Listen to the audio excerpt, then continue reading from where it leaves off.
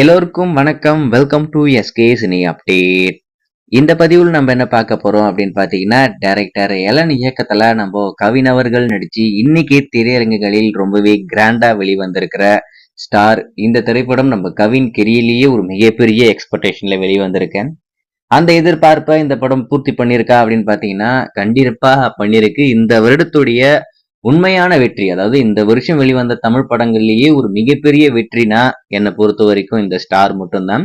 பர்சனலா எனக்கு இந்த படம் ரொம்பவே பிடிச்சிருக்குங்க. வேற மாதிரி செதுக்கியிருக்காங்க.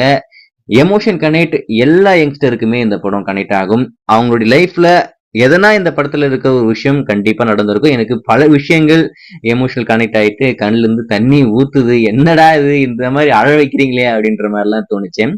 கவின் தமிழ் சினிமாவுடைய பொக்கிஷம். அடுத்த சூப்பர் ஸ்டாரா அவருடைய பட்டம் அப்படி கொடுக்க முடியாது. அது எப்படி சொல்றதுன்னு தெரியல. வளர்ந்து வர நடிகர்கள்லயே கவினை பொறுத்த வரைக்கும் அவருடைய ஆக்டிங் ஸ்கில் வேற மாதிரி இருக்கு. மனுஷன் பிச்சு எடுத்திருக்காப்புல. அவருடைய பெஸ்ட், அவருடைய கெரியர்ல இந்த படம் மிகப்பெரிய முக்கியத்துவம் வாய்ந்த ஒரு படமா இருக்க போகுது. அதுல மட்டும் எந்த ஒரு மாற்றமே இல்லை. டைரக்டர் எலன் இரண்டாவது படமே இந்த அளவுக்கு ஒரு பயங்கரமான சம்பவத்தை பண்ணுவாரு அப்படின்ற மாதிரி நான் நினைச்சு கூட பார்க்கல. பியார் பிரேமா காதல் எனக்கு பர்சனலா அந்த படம் ரொம்ப இம்ப்ரெஸ் எனக்குலாம் அந்த பிடிக்கல, எனக்கு செட் ஆகல அந்த படம். அதனால எனக்கு அந்த படம் பிடிக்கல. ஆனா அந்த படம் மிகப்பெரிய வெற்றி தான். அந்த படத்துக்கு அப்புறமா இந்த ஸ்டார் படம் பண்ணியிருக்காப்ல. எனக்கு ட்ரைலர் பார்க்கும்போது ஒரு தாக்கத்தை கிரியேட் பண்ணிச்சு. பாத்தீங்களா, இந்த படத்தை கண்டிப்பா பார்த்தே ஆகணும்டா, ஃபர்ஸ்ட் டே ஃபர்ஸ்ட் ஷோ போகணும்டா அப்படின்ற மாதிரி ஒரு ஆர்வத்தை கிரியேட் பண்ணிச்சு இல்லையா. அந்த ஆர்வம் கொஞ்சம் கூட குறையாம எந்த அளவுக்கு ஒரு சூப்பரான படத்தை மேக் பண்ண முடியுமோ அந்த அளவுக்கு தாறுமாறா பின்னி எடுத்திருக்காரு. இன்னொரு பக்கம் நம்ம யுவன் சங்கர் ராஜா ரொம்ப நாள் கழிச்சு மனுஷன் என்னென்னமோ பண்ணி வச்சிருக்காருங்க. வேற மாதிரி ஒரு சர்ப்ரைஸ் எல்லாம் இந்த படத்துல இருக்கு. அந்த சர்ப்ரைஸ் எல்லாம் நீங்க அந்த தியேட்டர்ல பார்க்கும்போது கூஸ்பமா இருக்கும். ஐயோ என்னடா இது அப்படின்ற மாதிரி எல்லாம் வேற மாதிரி சம்பவத்தை பண்ணி வச்சிருக்காரு. பேக்ரவுண்ட் ஸ்கோரா இருக்கட்டும், இந்த படத்துடைய ஆல்பமா இருக்கட்டும், எல்லாமே தெருக்கி விட்டுருக்காப்ல. அதுல மட்டும் எந்த ஒரு மாற்றமே இல்லை. மேபி அவரே இந்த படத்துடைய ப்ரொடியூசர் அப்படின்றதுனால இந்த மாதிரி சூப்பரா போட்டாரா அப்படின்னு சொல்லிட்டு எனக்கு ஒன்றும் புரியல. ஆனா யுவன் சங்கர் ராஜா இந்த படத்துல பின்னி எடுத்திருக்காரு. அதுல மட்டும் எந்த ஒரு மாற்றமே இல்லை. இந்த படத்துடைய ஸ்டோரி என்னன்னே சொல்லாம நம்ம பாட்டு என்னன்னு பேசிக்கிட்டு இருக்கோம். படத்துடைய கதை என்ன அப்படின்னு பாத்தீங்கன்னா, சின்ன வயசுல இருந்தே நடிப்பு அப்படின்ற ஒரு பேஷன் மேல ரொம்பவே ஆர்வமா இருக்கிற ஒரு நடிகர், ஒரு ஆக்டர் தான் நம்ம கவின். கலை, அந்த கேரக்டர் நேம் வந்து கலைன்னு வச்சிருக்காங்க.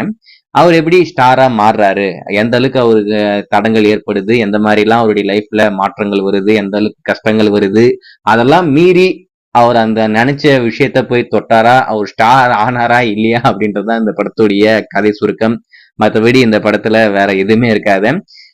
இந்த ஒரு லைனை வச்சுக்கிட்டு எப்படிலாம் இந்த படத்தை எடுக்க முடியுமோ, எந்த அளவுக்கு சூப்பரா பண்ண முடியுமோ, எந்த இடத்துலயுமே நம்மளுக்கு போர் அடிக்காம, என்னடா இது அப்படின்னு சொல்லிட்டு மண்டைய சுரியாம, போன் எடுக்க விடாம, அந்த அளவுக்கு தாறுமாறா டைரக்டர் எலன் இந்த படத்தை பண்ணியிருக்காப்ல. மனுஷன் என்ன வார்த்தை சொல்லி அவரை நம்ம பாராட்டுறது அப்படின்னு சொல்லிட்டு எனக்கு ஒண்ணுமே புரியணுங்க. தெரிக்க விட்டுருக்காரு. அதுல மட்டும் எந்த ஒரு மாற்றமே இல்லை. 2 கதாநாயகிகள் இந்த படத்துல நடிச்சிருக்காங்க. ஃபர்ஸ்ட் ஒருத்தர் வருவாங்க, அவங்களுமே நல்லா பண்ணியிருந்தாங்க. ஆனா அவங்களுக்குன்னு பெருசா எந்த ஒரு கதாபாத்திரமும் இருக்கிற மாதிரி எனக்கு தெரியல. இன்டர்வல் ஒரு சீன் வரும், அந்த இடத்துல மட்டும் மனுஷன் என்னடா இந்த மாதிரி எல்லாம் பண்ணிட்டாலே அப்படின்ற மாதிரி தோணும். அதுக்கடுத்து இன்னொரு கதாநாயகி என்ட்ரி, அவங்களுக்குன்னு ஒரு பயங்கரமான ரோல் கொடுத்திருக்காப்ல. அவங்க சும்மா பின்னி எடுத்திருக்காங்க. கிளைமேக்ஸ் எல்லாம் மனுஷன் ஆட்டிட்டாப்ல. ஐயோ என்னடா இது இப்படி பண்ணிட்டீங்களே அப்படின்னு சொல்லிட்டு, என்ன இப்படி என்ன நீங்க ஃப்ரீஸ் ஆயிடுவீங்க. அந்த கிளைமேக்ஸ் எல்லாம் நீங்க வந்தப்ப அந்த கிளைமேக்ஸ் ஷார்ட் ஆயிடும். சிங்கிள் ஷாட்ல அந்த ஷார்ட் பண்ணிருப்பாங்க. அந்த ஷார்ட் ஸ்டார்ட் ஆனதுல இருந்தே நீங்க ஃப்ரீஸ் ஆயிடுவீங்க. ஸ்கிரீனை மட்டும்தான் பாத்துக்கிட்டு இருப்பீங்க. அடுத்து என்ன ஆகுமோ, ஐயோ அப்படின்னு சொல்லிட்டு, ஐயோ முடியலங்க. அந்த கிளைமேக்ஸ் எண்டிங் வர வரைக்கும் என்னடா அது அப்படின்னு சொல்லிட்டு தலைமையில கையை வச்சுக்கின்னு உக்காடுற மாதிரி இருக்கு. அதாவது நம்ம இந்த கேரக்டராவே நம்ம உள்வாங்கி, இப்ப அங்க நடிக்கிறது கவின் இல்ல, நம்ம தான்டா, நம்ம லைஃப் தான் அங்க போய்கிட்டு இருக்கு அப்படின்ற மாதிரி தோணும். தயவு செஞ்சு இந்த மலையாள படம் இதெல்லாம் போய் பாக்குறோம், ஓகே, அதெல்லாமே நம்ம பயங்கரமா வேற மாதிரி செஞ்சுட்டோம். இந்த மஞ்சுமேல் பாய்ஸா இருக்கட்டும், பிரேமலுவா இருக்கட்டும், இப்போ அதெல்லாம் தூக்கி சாப்பிடுற அளவுக்கு பயங்கரமான கண்டென்ட்டோட இந்த ஸ்டார் மூவி இப்ப வெளிவந்திருக்கேன். எல்லாரும் இந்த படத்தை தியேட்டர்ல போய் பார்க்கணும். ஏகப்பட்ட சர்ப்ரைஸ் உங்களுக்கு இருக்கு, ஒரு கேமியோவில் இருக்கு அப்படின்றத நம்ம ஏற்கனவே சொல்லியிருக்கோம். அது யாரு அப்படின்றத நீங்க படத்தை பார்த்து தெரிஞ்சுக்கங்க. ஆனா இப்போ ரிவீல் ஆயிட்டு இருக்கோம். பெரும்பாலும் எல்லாரும் அதை சோசியல் மீடியாலேயே பார்த்து முடிச்சிருப்பீங்க. இதெல்லாம் மட்டும் இல்லாம நம்ம யுவன் சங்கர் ராஜாவுடைய ஒரு சிறப்பான தரமான சர்ப்ரைஸ் இருக்கு. அதுவுமே உங்களுக்கு தெரிஞ்சிருக்கும். ஆனா நான் அதை சொல்ல வேண்டாம் அப்படின்ற மாதிரி விரும்புறேன். எனக்கு இந்த படத்துல எதுவுமே எனக்கு குறையா படலைங்க. எல்லாமே சூப்பரா இருந்தது.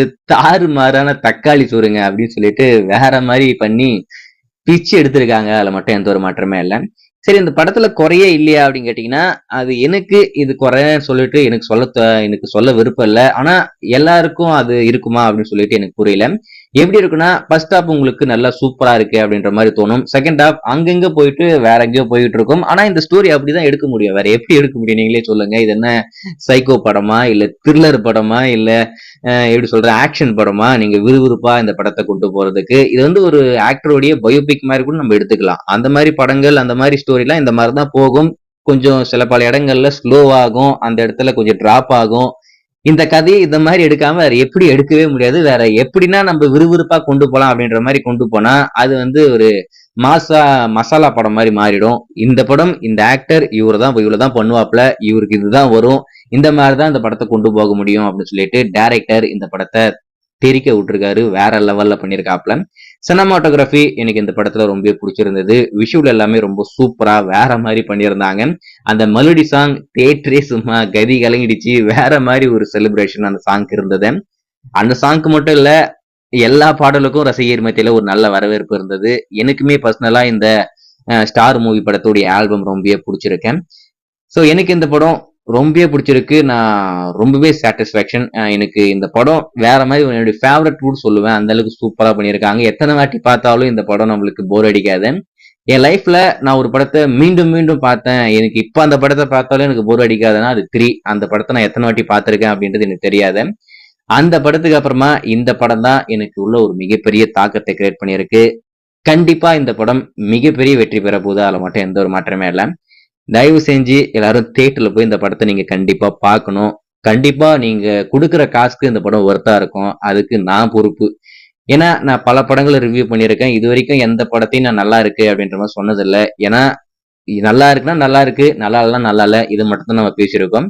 இந்த படம் உண்மையிலே ரொம்ப சூப்பரா இருக்கு. நீங்க குடுக்குற காசுக்கு கண்டிப்பா ஒர்த்தா இருக்கும். தியேட்டர்ல போய் இந்த படத்தை பார்த்து ஃபேமிலியோட கொண்டு போங்க. ஃபேமிலிக்கும் இந்த படம் ரொம்ப பிடிக்கும். அவங்களுக்கு நிறைய விஷயங்கள் இந்த படத்தை பார்த்ததுக்கு அப்புறமா புரியறதுக்கு நிறைய வாய்ப்பு இருக்கு. ஏன்னா இப்ப இருக்கிற யங்ஸ்டரா இருக்கட்டும், அவங்க ஒரு விஷயத்த பண்ணலாம்னு நினைக்கலாம். ஆனா அத ஃபேமிலி யாருமே புரிஞ்சுக்க மாட்டாங்க. இந்த படத்தை பார்த்ததுக்கு அப்புறமாவது ஓகே இந்த மாதிரிலாம் இருக்கு போல, நம்ம பையன் எதனா பண்ணுவான் போல, அந்த மாதிரி எதனா நடக்கிறதுக்கு வாய்ப்பு இருக்கு. ஆனா பண்ணுவாங்களான்னு தெரியாது. அது அப்புறப்பட்ட பிரச்சனை, அது ஒரு பக்கம் விட்டுருங்க. ஸோ கண்டிப்பா நீங்க இந்த படத்தை தியேட்டர்ல போய் பார்க்கணும். நான் இந்த படத்துக்கு அவுட் ஆஃப் 5க்கு 4.5 தரேன். நீங்க இந்த படத்தை பார்த்திருந்தா அவுட் ஆஃப் 5 தருவீங்க அப்படின்றத மறக்காம கமெண்ட்ல மென்ஷன் பண்ணுங்க. கவின் தமிழ் சினிமாவுடைய உண்மையான ஸ்டார் தான். அதுல மட்டும் எந்த ஒரு மாற்றமே இல்லை. வெயிட் பண்ணி பார்ப்போம்.